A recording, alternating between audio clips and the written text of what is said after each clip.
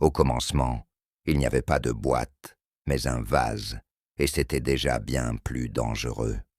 Lorsqu'Épiméthée hérita du récipient d'argile au reflet d'ébène, les dieux lui avaient pourtant bien spécifié. Ne l'ouvre sous aucun prétexte. Pourtant, chaque nuit, Iobgé semblait chuchoter, émettant une faible lueur pulsée comme un cœur battant.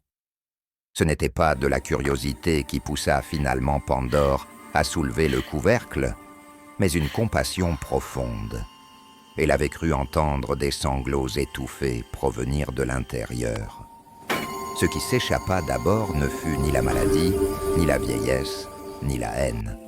Ce fut le doute, insidieux, qui glissa comme un brouillard et obscurcit son jugement. Puis vint le regret, si lourd qu'elle faillit lâcher le vase.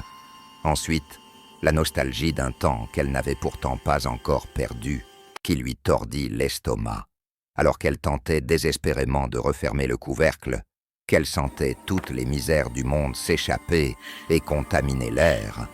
Elle perçut un dernier frémissement au fond du vase. Ce n'était pas une émanation ténébreuse, mais une faible lueur dorée, chaude et apaisante. C'était Espérance.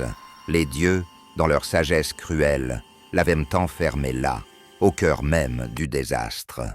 Non pas comme une consolation, mais comme une arme bien plus redoutable, la capacité de voir, même dans les ténèbres les plus profondes, la possibilité ténue d'un lendemain meilleur.